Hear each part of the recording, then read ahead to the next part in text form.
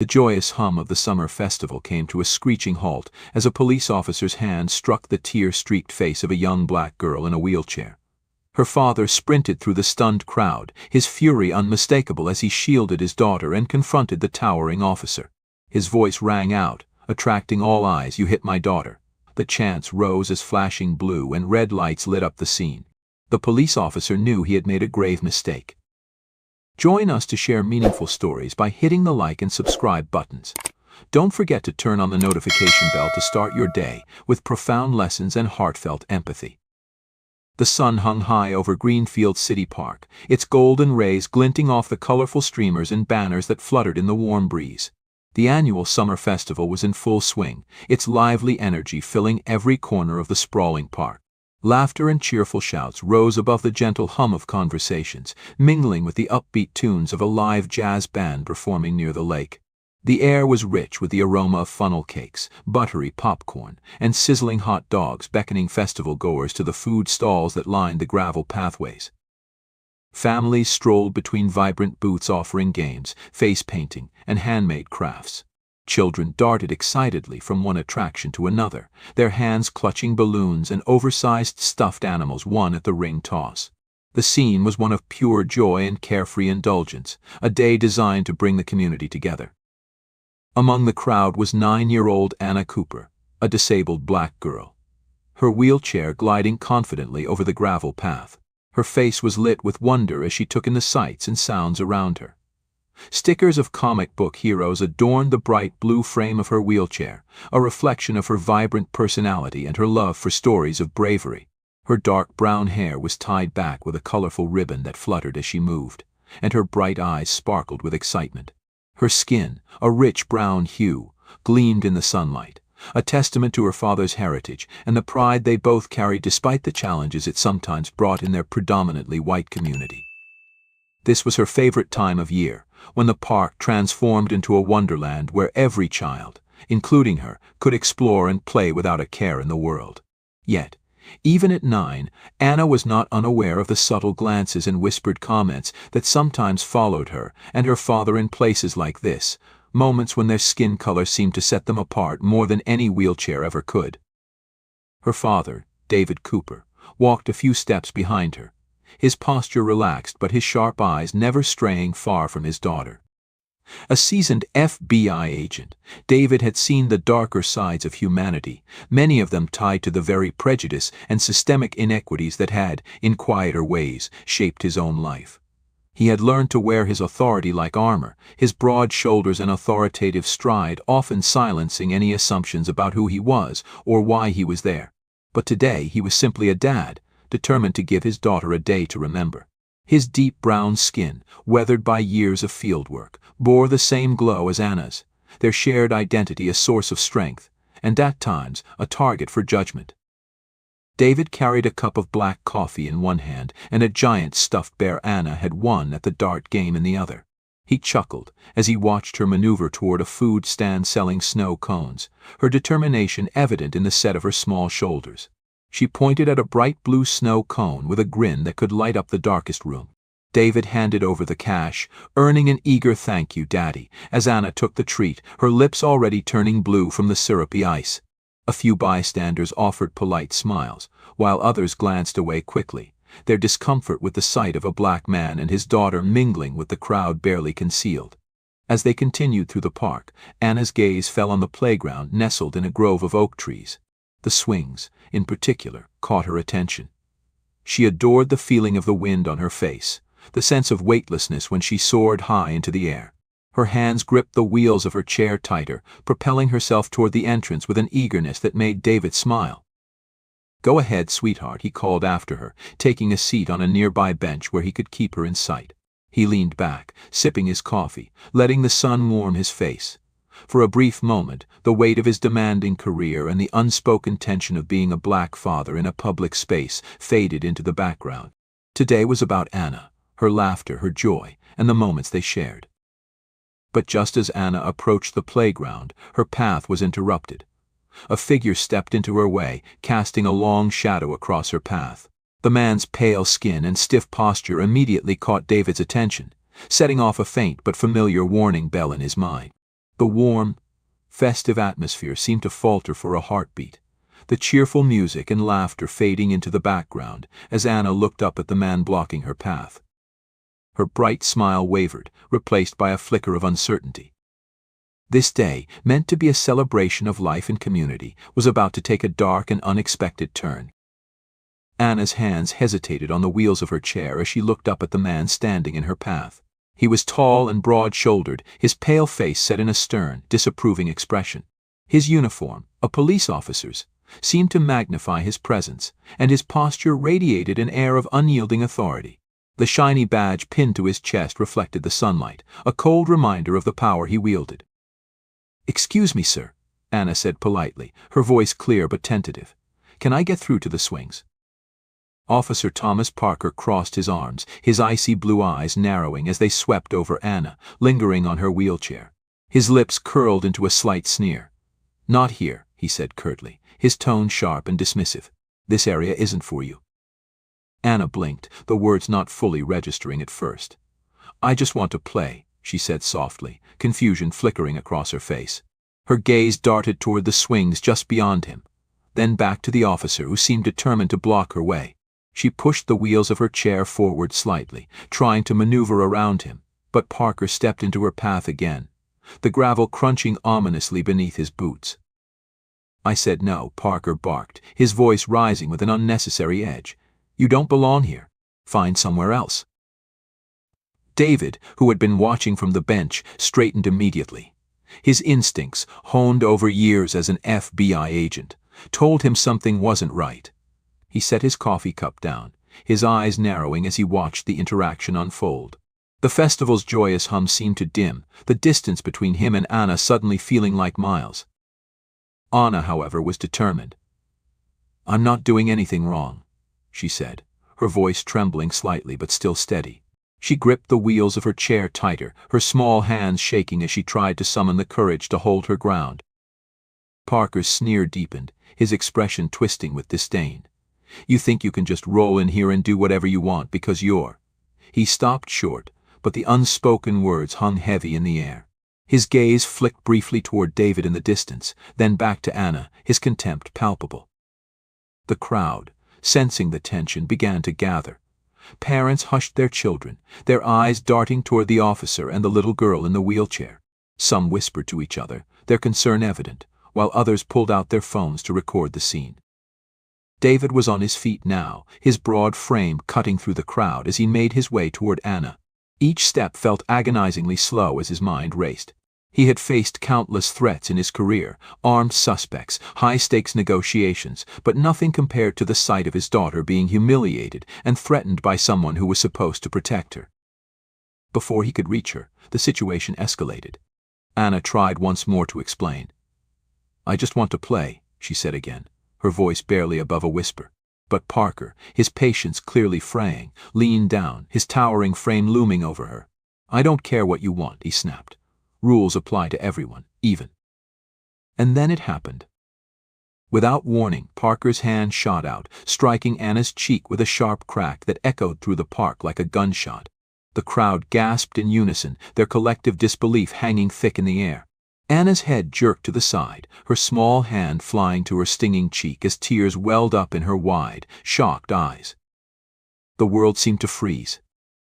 David reached Anna just as the first tear slid down her face. He dropped to one knee beside her, his hands gentle but firm as he examined her cheek, the red imprint of Parker's hand already beginning to bloom. His heart pounded with a mix of terror and fury, his vision narrowing as the officer's smug expression came into focus.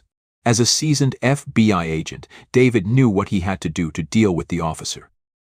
"Step back," Parker growled, his hand resting on the holster at his hip as David rose to his full height, placing himself protectively in front of Anna. David's voice was low, almost a growl, as he said, "You hit my daughter." His words were measured, but the seething anger beneath them was impossible to miss. The crowd, emboldened by his presence, began murmuring louder, their outrage growing with each passing second. "I'm warning you," Parker said, his voice faltering slightly as the weight of the crowd's judgment pressed down on him. David stepped closer, his eyes blazing. "No, I'm warning you." You think you can hide behind that badge? You think I'll let this go?" His voice rose, cutting through the murmurs of the onlookers. "Not a chance." From the crowd, someone shouted. We all saw it. The chant spread quickly, voices rising in unison as the community rallied around David and his daughter. Phones were pointed squarely at Parker now, capturing every second. Parker's confidence faltered. He took a step back, his hand twitching near his holster, but the growing crowd left him with no safe escape. Then, the piercing wail of sirens split the tense air. 2 squad cars screeched to a halt at the park's edge, their lights flashing red and blue. Officers spilled out, their hands on their belts as they quickly assessed the scene. As soon as he saw the police cruiser approaching, David knew this was his chance to make Parker regret his shameful actions. David knelt beside Anna again, his hand resting on her trembling shoulder. "It's okay, sweetheart," he murmured, his voice softening. "I'm here. I won't let him hurt you again." Anna nodded shakily, clutching his arm like it was her lifeline. As the arriving officers approached, David straightened once more, his towering frame radiating an unyielding resolve. "This isn't over," he said, his voice carrying the weight of a promise. "Not by a long shot." The crowd's energy was palpable, outrage mixed with determination, their phones capturing every detail. Officer Thomas Parker stood rigid, his hand still resting on the holster at his hip. His pale face was flushed, his eyes darting between the officers and the furious crowd. The confidence he once carried had crumbled, replaced by a glimmer of unease. David Cooper stood his ground, his body a barrier between Parker and his daughter. He was no stranger to tense situations, but this, protecting Anna from the very people who were supposed to serve and protect, was a battle that struck at the core of his being. His voice, steady and sharp, broke the silence. "This man assaulted my daughter," David declared, his words cutting through the noise. He turned to the nearest officer, a woman whose uniform bore the name Sergeant Karen Ellis. Her sharp eyes flicked between Parker and the terrified child in the wheelchair, taking in the scene with a practiced calm. "Is this true, Parker?" Ellis asked, her voice low but firm. Parker stiffened, his jaw tightening. The girl was non-compliant, he began, but the crowd erupted in anger before he could finish. "Non-compliant." David stepped forward, his tone incredulous and biting. "She's 9 years old, sitting in a wheelchair. What could she possibly have done to deserve this?" Ellis raised a hand, silencing both men. She crouched down to Anna's level, her face softening as she met the young girl's tearful gaze. "Hi, sweetheart," she said gently. "Can you tell me your name?" "Anna," the girl whispered, her voice trembling. She glanced up at her father, who gave her a reassuring nod. "What happened, Anna?"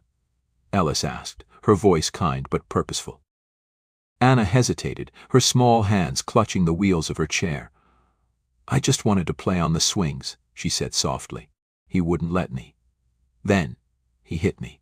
Her words were simple, but they carried a weight that silenced even the most vocal onlookers. Ellis stood, her expression darkening as she turned to Parker. "You struck a child," she demanded, her voice like steel. "She wasn't following instructions," Parker said defensively, his voice rising with desperation. "I was maintaining order." Ellis's gaze hardened. "Maintaining order," she repeated, her tone dripping with disbelief. "By assaulting a child. That's your justification?" The sergeant gestured to one of the officers behind her. "Secure his weapon and badge," she ordered. The crowd erupted into cheers as Parker's gun and badge were removed. His protests fell on deaf ears as 2 officers stepped forward to escort him toward a squad car. "You can't do this," Parker shouted, his voice cracking. "I was just doing my job." "No," Ellis replied coldly. "You were abusing your power, and now you're going to answer for it." As Parker was led away, David knelt beside Anna, his hands gentle as he wiped away the last of her tears. "It's over now, sweetheart," he murmured, his voice a mix of relief and lingering anger. "He can't hurt you anymore." The crowd, emboldened by the sergeant's swift action, began chanting louder. Their voices echoed across the park, a collective demand that this incident would not be swept under the rug. Ellis approached David, her tone softer now. "Mr. Cooper, I'm deeply sorry for what happened. We'll ensure this is investigated thoroughly." David straightened, his jaw tight. "That's not enough," he said firmly. "This isn't just about my daughter. It's about every child, Every person who's ever been mistreated by someone like him. I want accountability, not just for him, but for the system that let him get away with it for this long." Ellis met his gaze, her expression unreadable. "You have my word," she said. "This won't be buried. But I think you know how these fights go. It won't be easy." David nodded, his resolve unshaken. "I've spent my career fighting people who thought they were untouchable. I'm not afraid of hard fights." Anna tugged at his sleeve, her small voice breaking through the tension. "Daddy," she said, her eyes wide. "Can we go home now?" David's expression softened as he turned to her. "Of course, sweetheart," he said, lifting her gently into his arms. The crowd parted as he carried her toward their car, their chants following them like a promise. As they drove away from the park, Anna rested her head on David's shoulder, her exhaustion finally overtaking her. David's mind raced with the next steps, contacting a lawyer, filing formal complaints, and rallying the community to ensure this moment led to real change. The day had begun as a celebration, but it had ended as something much bigger. For David, this wasn't just about justice for Anna. It was about ensuring that no one else would ever have to face what she had endured. And as the festival lights faded into the distance, David knew one thing for certain: the fight was only beginning. The following morning, David sat at the kitchen table, his laptop open and his phone buzzing incessantly with notifications. The video of Officer Parker striking Anna had gone viral overnight, spreading across social media like wildfire. It had been shared thousands of times, accompanied by hashtags like Justice for Anna and End Police Brutality. News outlets were already reaching out for interviews, and his inbox was flooded with messages of support from strangers across the country. But for David, the virality of the video wasn't enough. He knew that justice required more than outrage, it needed action. He picked up his phone and dialed the number of Michelle Ramirez, a renowned civil rights attorney and an old friend he trusted implicitly. "David," Michelle's voice came through the line, calm but laced with concern. "I saw the video. How's Anna holding up?" "She's shaken," David admitted, glancing toward the living room where Anna was curled up on the couch, her cheek still marked by a faint red bruise. "But she's tough. Stronger than most adults I know." "And you?" Michelle asked, her tone softening. "I'm angry," David said simply. "Angry at Parker, angry at the system that let him wear a badge.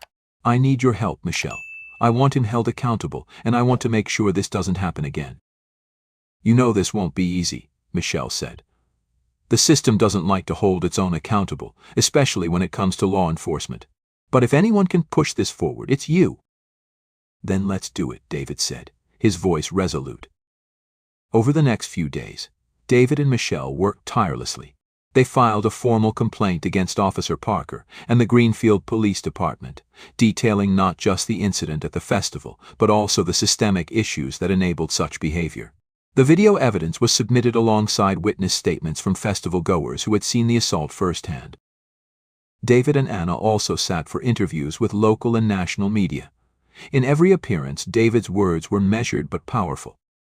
He spoke not just as a father seeking justice for his daughter, but as an FBI agent demanding accountability from a system that he knew too well. "This isn't just about one bad cop," he told a reporter. "This is about a culture that tolerates abuse of power. It's about ensuring that people like Parker are held to the same standard of justice as anyone else. My daughter deserves better. We all deserve better." Anna, despite her shyness, joined her father for some interviews. Her quiet bravery resonated deeply with viewers. "I just wanted to play like everyone else," she said during one segment, her voice steady but soft. "But he didn't see me as a kid. He saw me as someone he could hurt." Her words sparked a wave of public outcry. Parents across the country were enraged by the thought of their own children being treated the same way.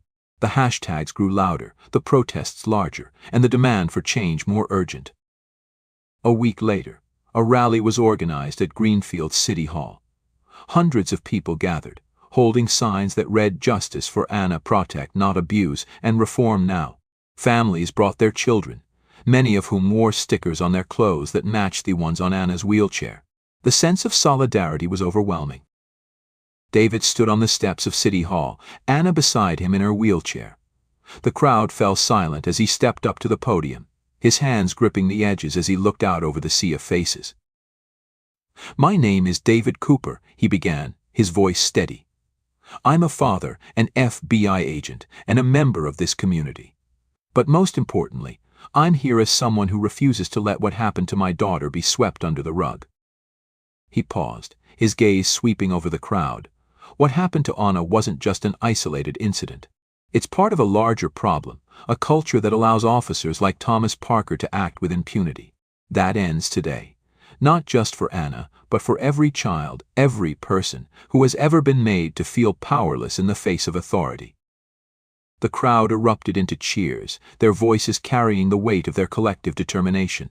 When the noise died down, Michelle stepped forward to outline their demands: an independent investigation into Officer Parker's actions, mandatory bias training for all officers, the establishment of a civilian oversight committee, and a public apology from the Greenfield Police Department.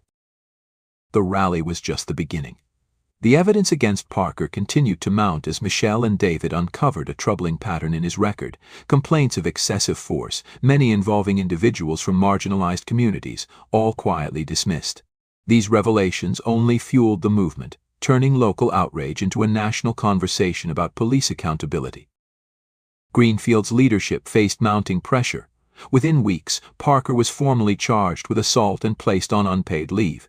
The police department announced plans to implement reforms, including the demands outlined at the rally. But for David, this was only the first step. As the fight for justice gained momentum, Anna became a symbol of resilience and hope. Schools and organizations invited her to speak about her experience, and her words inspired others to share their own stories of injustice. "I was scared," Anna admitted during one speech at a local school. "But my dad taught me that being brave doesn't mean you're not afraid. It means you stand up for what's right, even when it's hard." Her quiet strength captivated audiences, and her story became a rallying cry for change. For David, seeing his daughter reclaim her voice was the most rewarding part of the entire ordeal. David knew the road to justice was far from over. The lawsuit against Parker and the police department would take time, and real systemic change wouldn't happen overnight. But as he watched Anna laughing with newfound friends at a community event, he felt a flicker of hope. The fight had already brought their community closer, uniting people across divides to demand a better future. And for David, that was worth every sleepless night, every hard conversation, every ounce of effort. As he sat beside Anna, her small hand resting in his, he knew one thing for certain: they wouldn't stop fighting, not just for their family, but for everyone who needed a voice in the fight for justice. Months later, the courtroom was packed. Every seat was filled, and the air buzzed with anticipation. David sat in the front row, his arm resting protectively on Anna's wheelchair. She had insisted on attending, determined to see justice unfold with her own eyes. Her cheek had long since healed, but the memory of that day still lingered. David glanced at her, her gaze steady as she looked toward the front of the room. Her bravery filled him with pride. At the center of the proceedings stood Officer Thomas Parker, his pale face tight with tension as he sat at the defendant's table. His lawyer had tried to spin the narrative, painting Parker as a man under stress, acting out of duty. But the evidence was damning: videos, witness statements, and a growing history of complaints that painted a picture of a man who had long abused his authority. Michelle Ramirez, representing Anna and David, was relentless. She laid out the facts with precision and clarity, each point building upon the last. When she called Anna to the stand, the room fell silent. The 9-year-old wheeled herself forward, her small frame dwarfed by the witness box, but her voice was steady as she recounted what had happened that day. "I just wanted to play," Anna said, her words simple but powerful. "But he didn't see me as a kid. He saw me as someone he could hurt." The courtroom held its collective breath as her words hung in the air. Even Parker's lawyer struggled to counter the emotional weight of Anna's testimony. It was a moment that crystallized the case, a child speaking truth to power, her courage undeniable. After days of testimony and hours of deliberation, the jury returned with their verdict. The judge's voice broke the tension as he read it aloud. "We find the defendant, Officer Thomas Parker, guilty on all charges." The room erupted into a mix of gasps and relieved murmurs.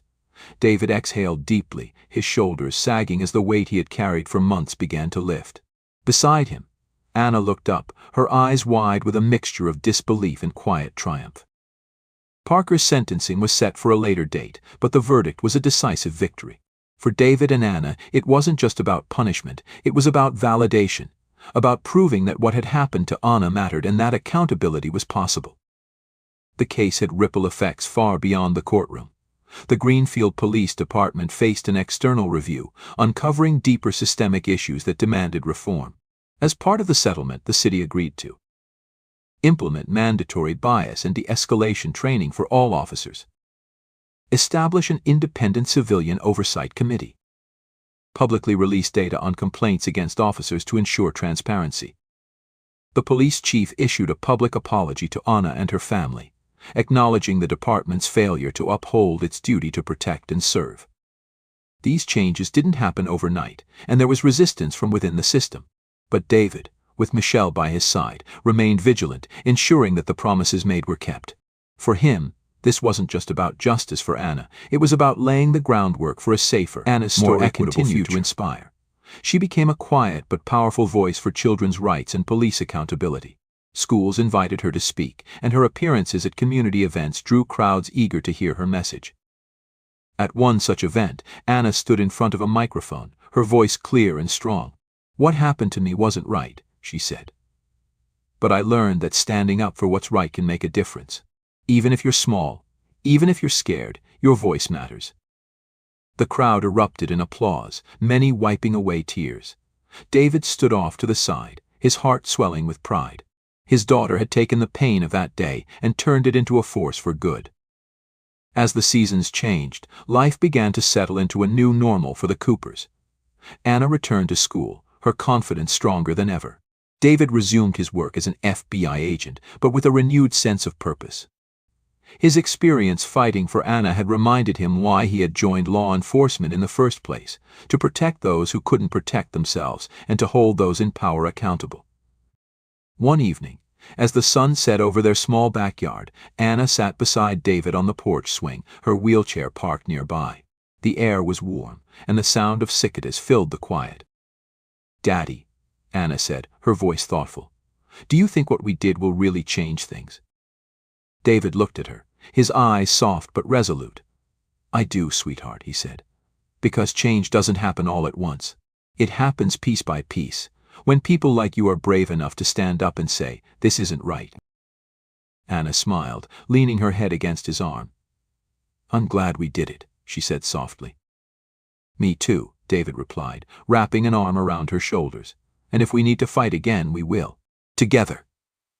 Assure. As the sun dipped below the horizon, painting the sky in shades of orange and pink, the Coopers sat in peaceful silence. Their journey had been long and arduous, but it had made them stronger, and while there was still much work to be done, they knew that their fight for justice had already left a mark on the world. And now, join the movement for justice. Subscribe, share your thoughts in the comments, and make these stories a part of your daily life. Together we can create change.